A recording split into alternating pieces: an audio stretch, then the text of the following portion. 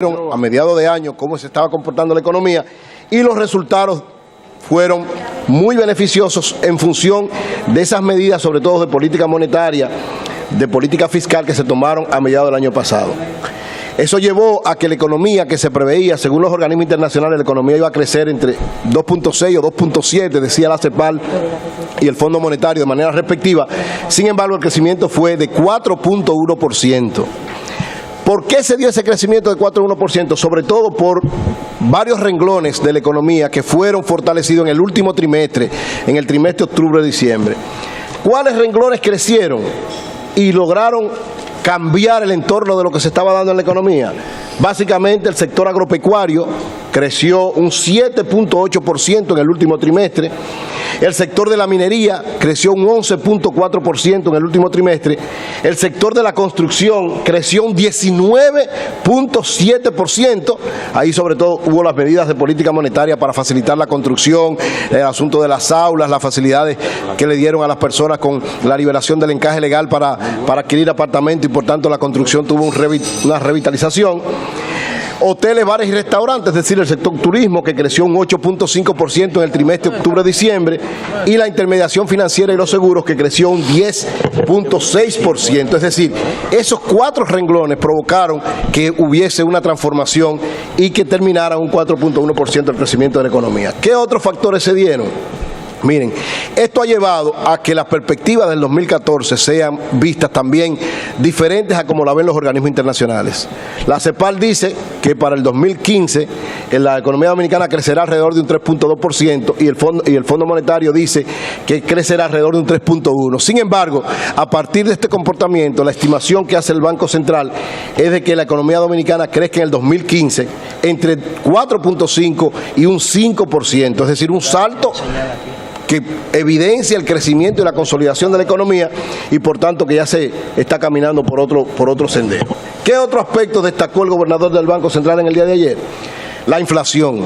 Es decir, la inflación, la estimación era, nuevamente, como ha sido la característica en los gobiernos del Partido de la Liberación Dominicana, la inflación no pasa de 2 dígitos, siempre se queda por debajo de 2 dígitos. Y en esta ocasión por debajo incluso del renglón que estaba establecido al inicio del año. Se establecía que iba a estar alrededor entre un 5 y un 8%, sin embargo quedó en 3.88% el nivel de inflación durante todo el año. Asimismo, hubo un impacto importante de generación de empleos. Se estableció que en el año entre octubre del 2012 y octubre del 2013, hasta el tercer trimestre, se generaron alrededor de 69.800 nuevos empleos en la economía dominicana.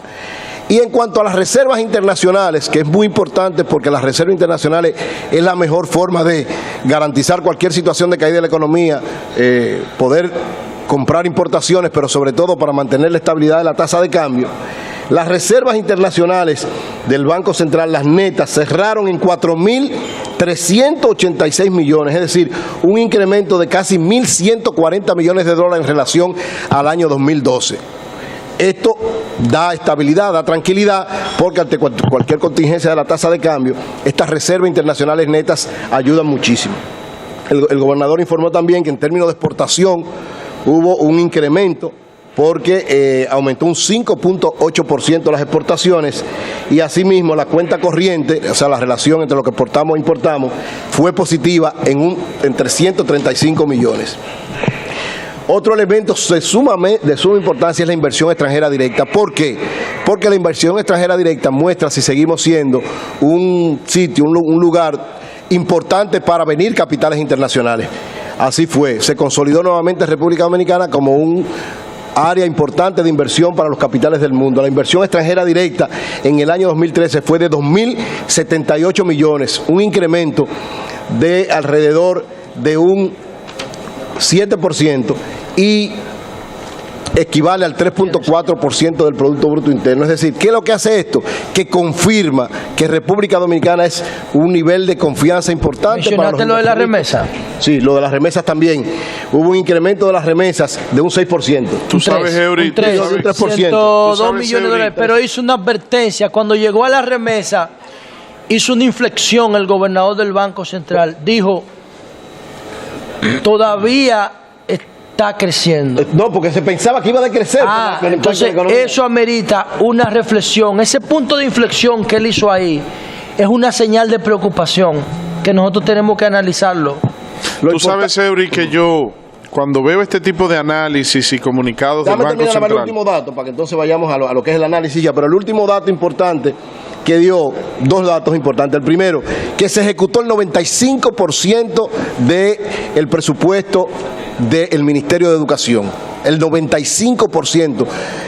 Esto tuvo que ver, en parte importante, con todo lo que fue el aspecto de las construcciones vinculadas al área de educación, y además que la tasa de cambio solamente tuvo un nivel de depreciación de un 5.6%, y en eso quedamos consolidados en términos de la tasa de cambio por debajo de lo que era la expectativa, de lo que como debía estar. Y además ese desempeño fue mejor que países como Venezuela, Argentina, Brasil, Uruguay, Perú, Chile, Colombia y Paraguay, entre otros, donde nuestra tasa de cambio se mantuvo más estable que la mayoría de esos países. Tú sabes, Eury, que yo cuando veo este tipo de comunicados del Banco Central, sin importar de qué época estemos hablando, sin importar de qué gobierno estemos hablando o quién sea el gobernador de turno, hay algo que me llama poderosamente la atención y que siempre repito lo mismo cada vez que veo estos informes. Una cosa es lo que piensa, lo que analiza y lo que dice el Banco Central, y otra muy distinta es la realidad que se vive en las calles de la República Dominicana. Y yo te voy a poner un ejemplo muy sencillo de matemática común, elemental, que un niño de primer grado de primaria puede hacer este ejercicio y entender lo que yo voy a decir. Si antes de diciembre del 2012 el ITEVIS era de un 12%, es decir, que cuando tú comprabas un artículo y digamos que ese artículo te costaba 100 pesos, tú tenías que pagar 112 pesos. Los 100 pesos del valor del artículo más los 12 pesos del ITEVIS de ese artículo. Entonces, entra el gobierno de Danilo Medina y propone una reforma fiscal en diciembre del 2012 y entra en vigencia en enero del 2013. Entonces, aumenta el ITEVIS del 12 al 16.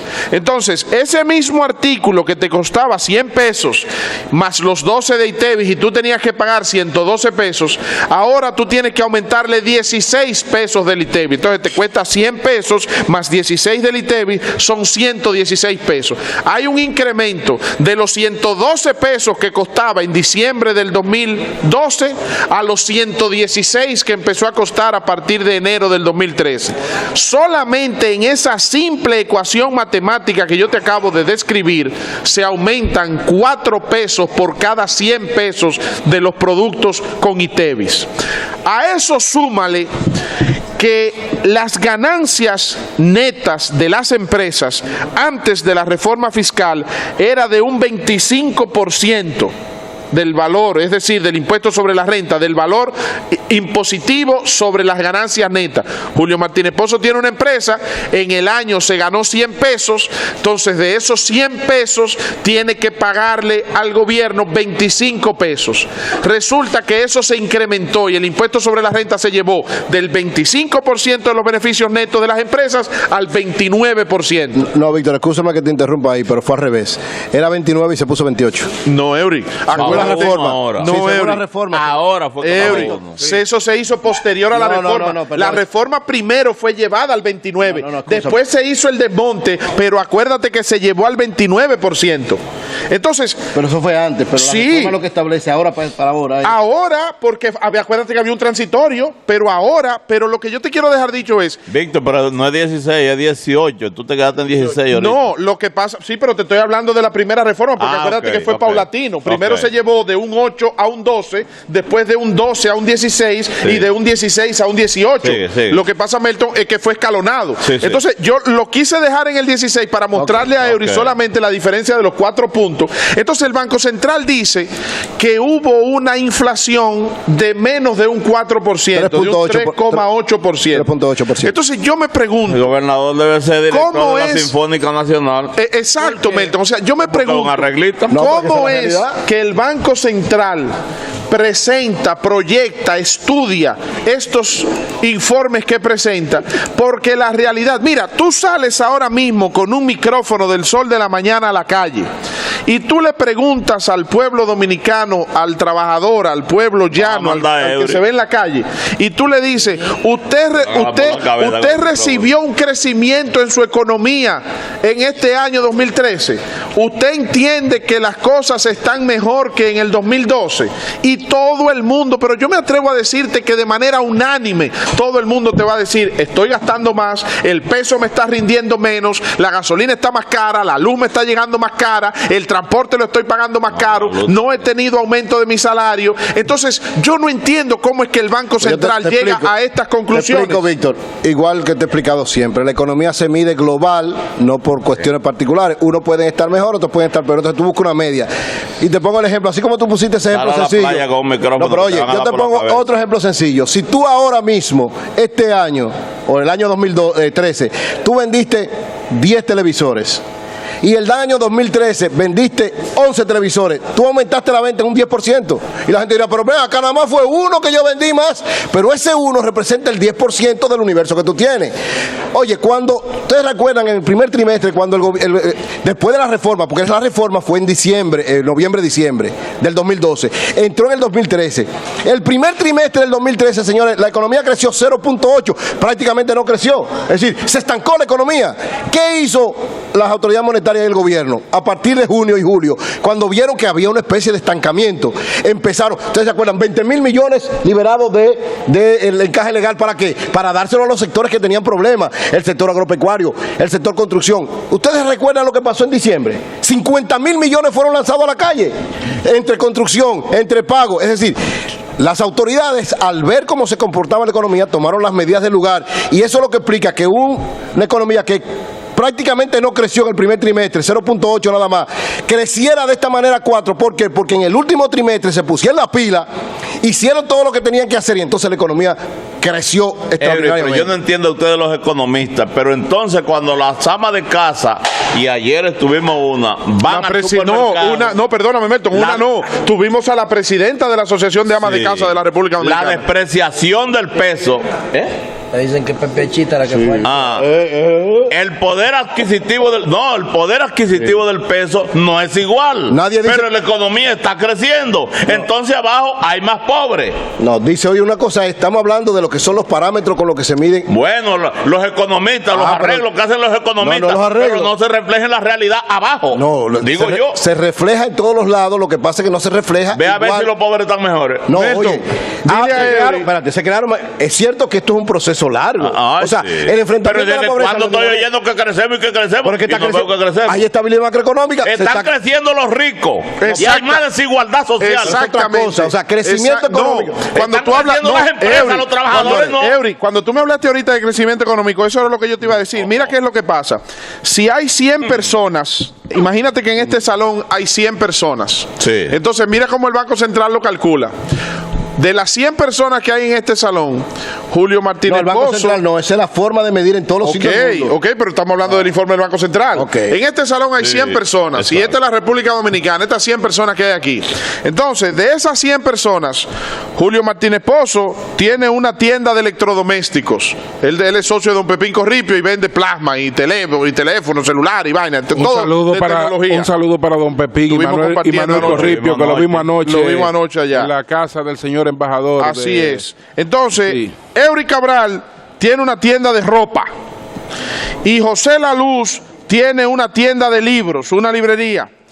Entonces resulta que Julio Martínez Pozo vendió 1 millón de pesos en electrodomésticos y José La Luz vendió otro 1 millón de pesos en libros, y resulta que Eury Cabral vendió otro 1 millón de pesos también en su negocio. Entonces hacemos así un cálculo y este grupo de personas que están en este salón vendieron 3 millones de pesos, y entonces sale el informe del Banco Central y dice, de las 100 personas que estaban en el salón del Hotel Hamaca allá en el programa especial del Sol de la Mañana el pasado viernes, hubo un registro de ventas de 3 millones de pesos. ¿Qué crecimiento más importante ha tenido ese país y ha tenido esa economía? Pero resulta que los 3 millones del crecimiento del que habla el Banco Central están concentrados en las manos de Julio y su empresa de electrodomésticos, de José Lalú y su venta de libros y de Eury y su venta de ropa. Pero Melton, Amaury, Hansel, Helen, Sonia, yo, María Elena, Pedro, María, Josefina y todo el pueblo que está en la calle no recibe ese beneficio de esas entradas porque es un grupo muy pequeño el que crece. Te respondo de la misma manera que te he respondido siempre. Sí, teoriza más. Eso es así porque así es que se mide. Ahora, en términos, crecimiento no significa desarrollo. Desarrollo es la distribución equitativa de ese crecimiento que se ha logrado. Pero para tú poder desarrollarte, para tú poder enfrentar miseria, todo eso, tú tienes que tener crecimiento, tienes que tener recursos. Entonces, ¿qué es lo que ha pasado con este gobierno? ¿Pero qué crecimiento es, Eury? Pero aguántate, déjame explicarte. Entonces, ¿qué es lo que está pasando ahora? Si tú buscas cuáles fueron los sectores que crecieron, sector agropecuario, ¿por qué creció? Porque se ha logrado algo importante. El presidente ha ido directamente donde está la gente más afectada a levantar la producción. Hasta el punto, en el caso lo decíamos en estos días, aquí se importaba de todo, incluido Toyota, y la Toyota no era importante. Como fueron a beneficiar ese sector y le llevaron los recursos a ese sector, creció la economía en ese aspecto y ya se está exportando Toyota. Entonces, ¿qué es lo que está pasando ahora? Tú tienes que seguir creciendo. ¿Para qué? Para que entonces eso que ustedes plantean, que es el desarrollo, que es enfrentar la pobreza y que el crecimiento se distribuya de manera equitativa, sobre todo en los sectores más bajos, se esté dando, que es la orientación que tiene. Me enredaste más ahora. No te enredemos más, esa es la realidad. Más. Crecen los hoteles, crece el sector turístico, crecen las zonas francas, crecen las empresas, pero los trabajadores no hay una repartición equitativa, que eso era lo que decía Peña Gómez, que los que más pueden tienen que pagar el precio de la democracia. Se queda esto todo arriba. Aquí está a estallar una revolución real. Se queda todo arriba. Una revolución real por la desigualdad, la desigualdad social. Bueno, por suerte que Danilo ha hecho algunos amortiguadores. Estos son los resultados de Danilo, ¿eh? Esto que está planteado aquí, porque oye, la economía, el ritmo... Pero ha mejorado realmente y estructuralmente la situación dominicana. Claro que sí. No, señores. No. La muestra, mire, señores, la muestra más clara es cuando ustedes ven ahora dónde se ha dado crecimiento, en qué sectores. En los sectores que más tienen que ver directamente con la gente. Es el cambio que ha hecho Danilo y lógicamente es un proceso, porque encontró una situación que es sumamente compleja. Él la va a ir cambiando poco a poco. No, pero es verdad, hay sectores que han crecido. Por ejemplo, ha crecido el sector de la delincuencia. No. Sí. Ha crecido el sector del narcotráfico. Agropecuario. Ha crecido el sector del desempleo. Minería. Ha crecido el sector de la falta de atención en los hospitales. Empleo. La medicina que no Minería se ofrece con la Falconbrí y con la Barrigol robándose el oro. Eso es el crecimiento. Pero se siguen robando. Pero ahora cambiamos el criterio. Ese es uno de los elementos importantes que muestra la diferencia. Ajá. Si la Barrigol tenía un contrato que no favorecía a la República Dominicana, ¿qué hizo el presidente? Porque hay que seguir explotando, o no hay que seguir explotando los recursos. De manera responsable. Tú sabes un sector que ha tenido mucho. Él no ha ido a Cotuí. Tú sabes un sector que ha tenido. Melton, tú sabes un sector. Ve a Cotuí para que tú veas la injusticia que está cometiendo. Melton, un sector de la sociedad que ha tenido mucho crecimiento. ¿Cuál? Pero mucho crecimiento. El sector económico del PLD. El sector político ya. No, pero político, pero ha crecido mucho. Ha crecido mucho. Como dice Euclides Gutiérrez Félix, que dice Euclides, ¿cómo era que decía Euclides? Yo te hablo de economía, que ahí yo no me explico. Que hasta los organismos internacionales reconocen. Ahí yo no me explico cómo es que ha crecido ese sector, porque el manejo... El pasado domingo se vio el crecimiento económico del PLD. El manejo que Danilo Medina le ha dado al contrario a la asignación de obra no ha sido... No, Julio, no te estoy hablando de asignación de obra, te estoy hablando del crecimiento económico. Antes el PLD tenía que salir con una alcancía a las calles. Antes el PLD salía a vender vanguardia del pueblo. Antes el PLD salía a hacer rifa. Y hoy vimos un proceso el pasado domingo de una elección interna donde se gastaron millones y millones de pesos. Espérate.